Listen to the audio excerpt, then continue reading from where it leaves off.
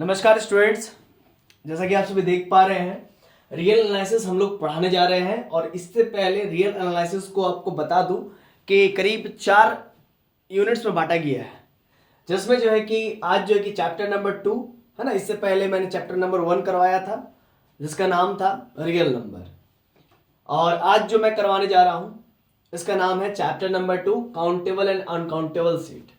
Chapter number 1 में करीब 113 video lectures हैं और आपको मिल जाएगा उसका प्लेलिस्ट।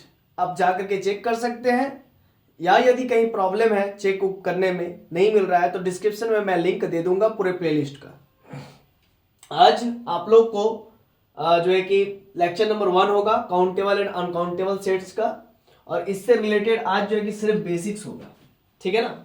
जैसा सबसे पहली बात जो है कि हम लोग करेंगे इक्वल सेट्स का, ठीक है ना।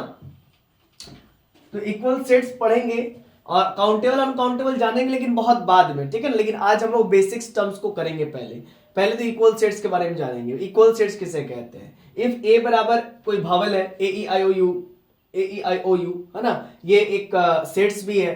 क्यों सेट है? क्योंकि ये डिस्टिंक्ट एलिमेंट से बना हुआ है और वेल डिफाइंड कलेक्शन है, इस वजह से ए जो है कि सेट है। इसी प्रकार से बी भी एक प्रकार का सेट है, 1 2 3 4 5 नेचुरल नंबर का। तो इक्वल सेट, ये क्या दोनों इक्वल सेट्स है? नहीं है। इक्वल सेट्स होने के लिए क्या होना चाहिए?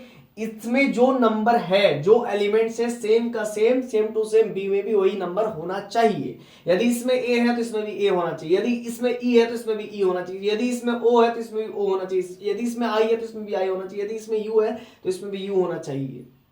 आर नंबर ऑफ एलिमेंट्स, अगर 5 एलिमेंट्स है तो इसमें 5 एलिमेंट्स होना चाहिए। तो 5 तो है ही, वो तो कोई बात नहीं है। लेकिन इक्वल होने के लिए कार्डिनलिटी, मतलब इसमें जितने नंबर्स है उसमें भी उतने नंबर, यानी कि उसमें भी उतने एलिमेंट्स होने चाहिए, पहली बात। दूसरी बात, जो एलिमेंट्स है वो सेम टू सेम होना चाहिए। अगर ऐसा सिचुएशन स्थापित होता तभी इक्वल सेट होगा। तो ये दोनों इक्वल सेट नहीं है। Both are not equal sets. You know about equal sets, आपने क्लास 11 में पढ़ा होगा। If A is subset of B, यदि ए जो है कि बी का सबसेट हो जाए, and B is subset of A, और यदि बी जो है कि ए का सबसेट हो जाए, यानी ए बी का हो जाए और बी ए का सबसेट हो जाए, तो इस केस में दोनों को दोनों क्या हो जाएगा? इक्वल सेट हो जाएगा। अगर ऐसी स्थिति कहीं दिख रही है तभी जाकर के हम लोग कह सकते हैं कि दोनों को दोनों, ए और बी दोनों को दोनों इक्वल सेट्स है, अन्यथा नहीं कहेंगे। B is a subset of A, then we say that A and B both are equal set. समझ पा रहे हैं ना? मतलब कहने का मतलब ए में अगर 1 2 3 4 5 नंबर है तो ठीक उसी प्रकार से बी में भी सेम टू सेम नंबर होने चाहिए। अगर है तभी दोनों को इक्वल सेट कहेंगे। यदि, एक मिनट,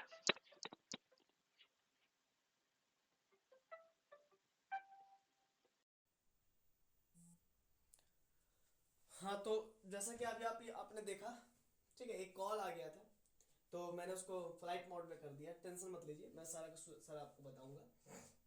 मैं कह रहा था कि ए अगर 5 नंबर से बना हुआ है और बी में भी अगर 5 एलिमेंट्स है, दोनों को दोनों सेम एलिमेंट्स है, तभी ए और बी दोनों को दोनों इक्वल सेट होगा, अन्यथा इक्वल सेट नहीं होगा। समझ पा रहे मेरे बात को?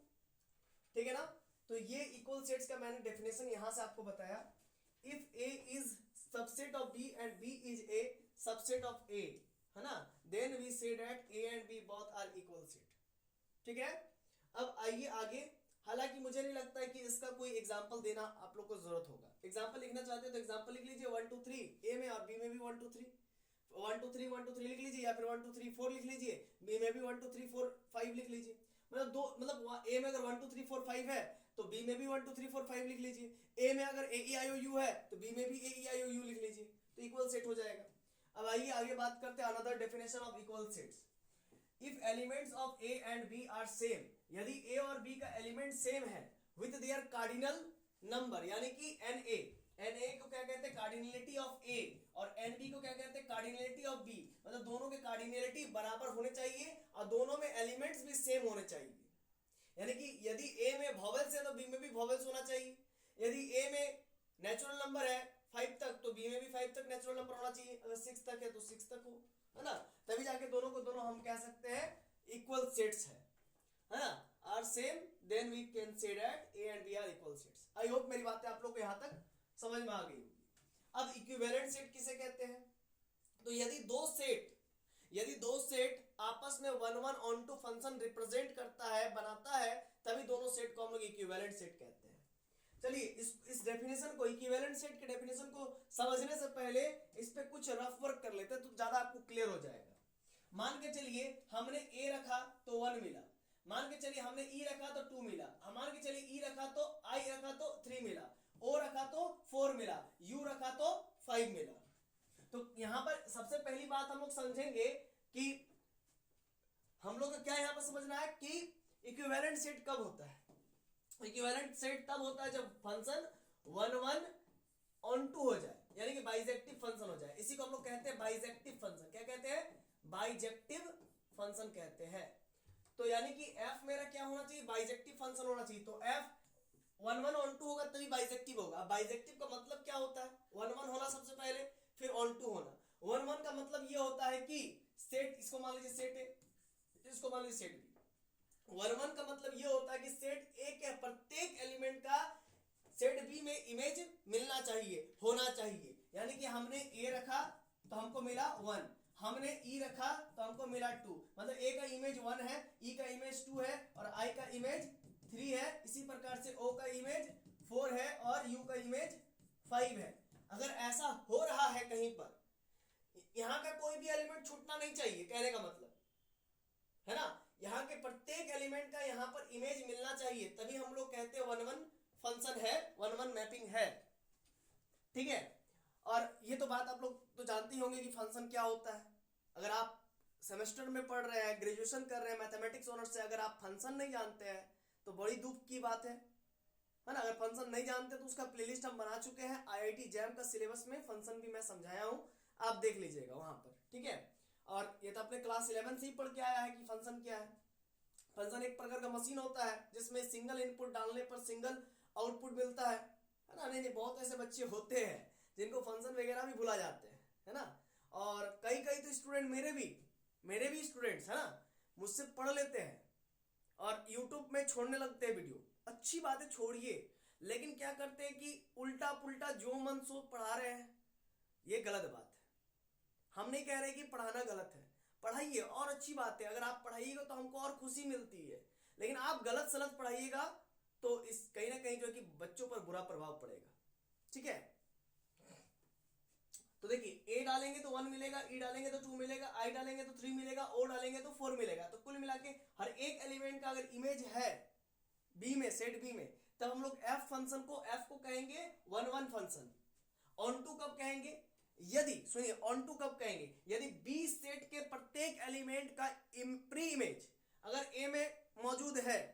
समझ पा रहे हैं ना? प्री इमेज और इमेज के बारे में समझिए। मान लीजिए ये आपका मिरर है और ये आप है खड़े, तो आपका जैसे यहां पर क्या बनेगा? इमेज बनेगा एक, है ना, दर्पण में, मिरर में। और ये जो इमेज है इसका प्री इमेज कौन होगा? खुद आप होंगे। समझ पा रहे हैं ना? तो वही बात कह रहा हूं मैं। यदि बी, देखिए ऑन टू कब होता है? यदि बी के प्रत्येक एलिमेंट का प्री इमेज ए सेट में मौजूद है, तब हम लोग कहेंगे ये ऑन टू फंक्शन है। कई बार ऐसा देखा जाता है, देखिए कई बार एक ऐसा चीज भी देखा जाता है। मान के चलिए हम ऐसा एग्जांपल देना चाहेंगे। मान लीजिए यहां पर ए है, यहां पर ई है, यहां पर आई है, यहां पर ओ है, यहां पर यू है, यहां पर आई है और यहां पर ओ यू है। और मान लीजिए यहां पर 1 है, 2 है, 3 है, 4 है, 5 है और 6 है ना। ए का इमेज 1, ई का इमेज 2, आई का इमेज 3, ओ का इमेज 4 और यू का इमेज 5 और 6 जो है कि यहां पर नल्ला बच गया, 6 का कोई प्री इमेज नहीं बन रहा है। तो ऐसे केस में रेंज मेरा क्या हो गया? 1 से लेकर के 5 तक, इसको रेंज कहते हैं, जिसका मैपिंग होता है, जो इमेज होता है किसी प्री इमेज का, तो उसको हम लोग रेंज कहते हैं। तो ये रेंज आ गया और 6 यहां पर नल्ला बैठ गया। तो जो नल्ला बैठ जाता है ना, तो मतलब देखिए हमने यहां पर बात किया ऑन टू फंक्शन कब होता है। ऑन टू फंक्शन तभी होता है जब सेट बी के प्रत्येक एलिमेंट का अगर सेट ए में प्री इमेज है, तभी सेट बी को हम लोग कहेंगे ऑन टू फंक्शन। लेकिन आप यहां पर देख सकते हैं सेट बी का एक एलिमेंट कम से कम मिल गया 6, जिसका प्री इमेज जो है कि सेट ए में नहीं है। इस वजह से हम लोग इस एफ फंक्शन को क्या नहीं कहेंगे? ऑन टू फंक्शन नहीं कहेंगे। ये 1 1 तो है क्योंकि सेट ए के प्रत्येक एलिमेंट का इधर जो है कि इमेज मिल रहा है ना। सेट बी में इमेज मिल रहा है, सेट ए के सेट ए के प्रत्येक एलिमेंट, जैसे ए का मिला 1, ई का मिला 2, आई का मिला 3, ओ का मिला 4, यू का मिला 5, मतलब सेट ए के प्रत्येक एलिमेंट का इधर इमेज मिल रहा है। इस वजह से हम लोग इस फंक्शन एफ को 1 1 फंक्शन कहेंगे, लेकिन ऑन टू नहीं कहेंगे, क्योंकि बी सेट के प्रत्येक एलिमेंट का इधर प्री इमेज नहीं है। अच्छा, एक और शॉर्टकट ट्रिक है चेक करने का कि ये ऑन टू है या नहीं है। रेंज और कोडोमेन आपस में बराबर हो जाए, कोडोमेन आपस में बराबर हो जाए तब भी ऑन टू फंक्शन होता है। अब ये रेंज और कोडोमेन क्या होता है जरा समझिएगा मेरे बात को गहराई से। रेंज का मतलब होता है जो किसी का इमेज होता है। जैसे रेंज यहां पर क्या क्या आया है, रेंज आया 1 2 3 4 और 5, क्योंकि इन सभी का मैपिंग हुआ। अब कोडोमेन कहते हैं किसको जानते हैं, कोडोमेन उसे कहते हैं, देखिए ये तो रेंज हो गया, आर फॉर रेंज। कोडोमेन हम लोग कहते हैं बी के सभी एलिमेंट्स को मिला करके जो सेट बनता है उसको हम लोग कोडोमेन कहते हैं। यानी कि यहां पर हो जाएगा 1 2 3 4 और 5। तो आप बताइए क्या कोडोमेन और रेंज बराबर है? 1 2 3 4 5 6 भी होगा ना, हाँ, क्योंकि बी सेट में 1 2 3 4 5 6 है। तो क्या कोडोमेन और रेंज बराबर है? नहीं है।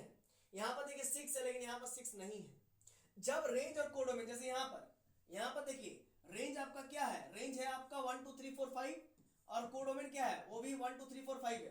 कोडोमेन भी 1 2 3 4 5 है। तो कोडोमेन, तो रेंज और कोडोमेन आपस में क्या हो गए, बराबर हो गए। तो रेंज और कोडोमेन इसमें बराबर है, इसीलिए ये 1 1 ऑन टू फंक्शन है, इसीलिए ये 1 1 ऑन टू फंक्शन है, यानी कि बाइजेक्टिव फंक्शन है।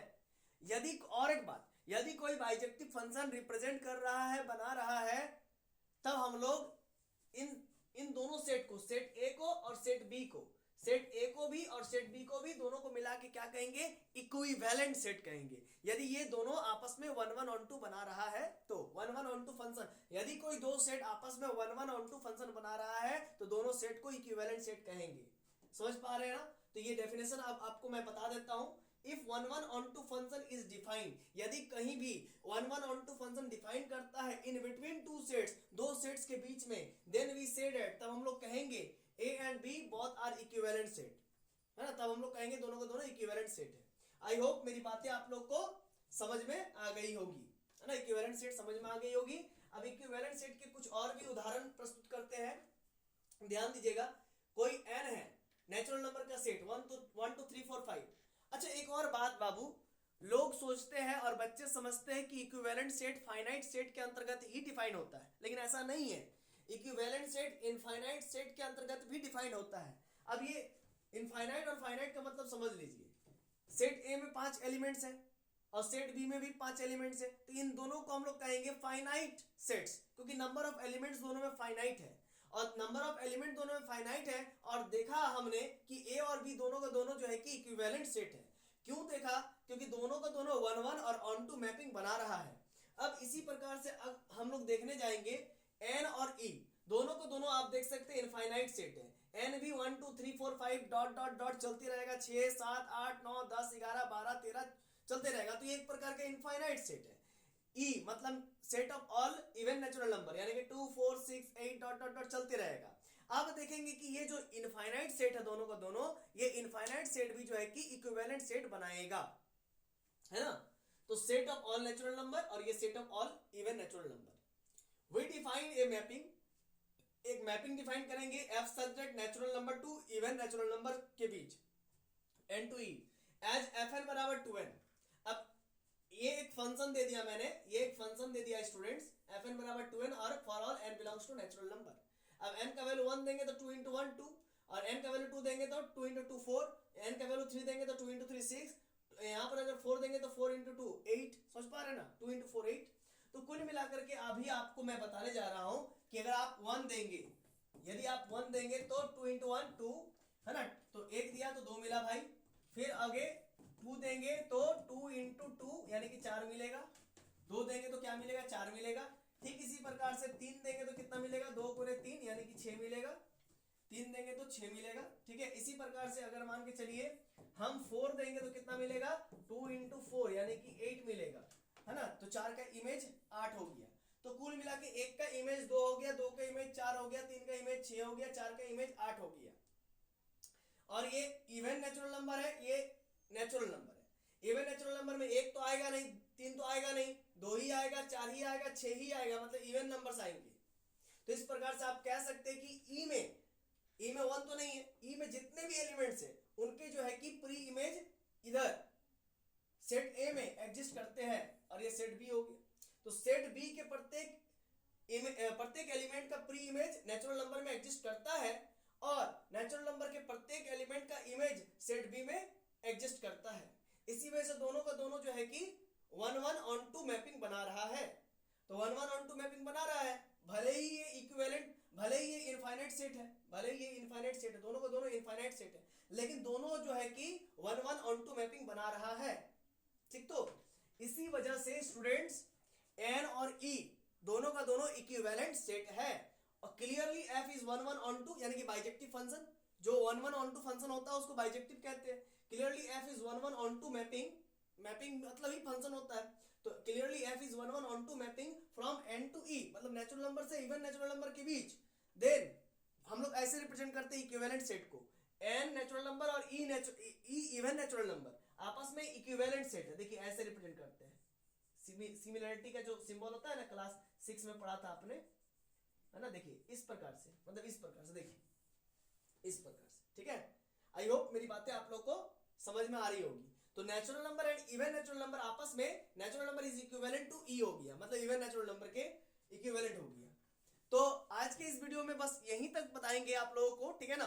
अब आप लोगों से मुलाकात होगी लेक्चर नंबर 2 में, है ना। ये आपका लेक्चर नंबर 1 था, और आपको थोड़ा सा बता दूं, हम लोग का जो चैप्टर चल रहा है वो 2 चल रहा है, काउंटेबल एंड अनकाउंटेबल सेट्स। ठीक है, अब जो है कि आगे से बहुत सारे चीजों को मैं जो है कि यहां पर लिख दूंगा चैप्टर 2, और काउंटेबल छोटा छोटा लिख दूंगा, तो आप लोग समझ जाना कि भाई चैप्टर 2 है भाई, और लेक्चर 2 है, ये लेक्चर नंबर 1 है लेकिन, है ना। और इसी प्रकार से चूंकि आपको मालूम है चैप्टर 1 का सारा वीडियो मैंने जो है कि कवर कर रखा है, कंप्लीट कर रखा है, और यूट्यूब पर अवेलेबल है, प्लेलिस्ट मैंने बना रखा है, तो आप वहां पर भी जाकर के देख सकते हैं। और आज से स्टार्ट हो रहा है chapter number 2, chapter number 1 complete कर चुका है, और इस साल, मतलब इस साल नहीं कह सकते, मतलब हम कह सकते हैं 1 से 2 महीने के अंदर पूरा चैप्टर कंप्लीट कर देंगे। सिर्फ चैप्टर 2 ही नहीं, चैप्टर 3 भी है, चैप्टर 4 भी है, वो सारा कंप्लीट कर देंगे। इस प्रकार से सेमेस्टर 2 आपको पूरा क्लियर हो जाएगा, फुल एंड फाइनल। ठीक है ना। तो वीडियो अगर पसंद आई हो तो वीडियो को लाइक कर दीजिए, और चैनल पे नए हैं तो चैनल को सब्सक्राइब कर दीजिए, और अपने दोस्तों के बीच भी शेयर कीजिए, और बेल आइकन को जरूर प्रेस कीजिए, क्योंकि भविष्य में आने वाले नोटिफिकेशन आपको तुरंत मिल जाए। आशा है कि आपको वीडियो बहुत पसंद आई होगी। इसी प्रकार से प्यार और भरोसा बरकरार रखें, हम लोग आपका साथ जो है कि अंतिम तक देंगे। धन्यवाद।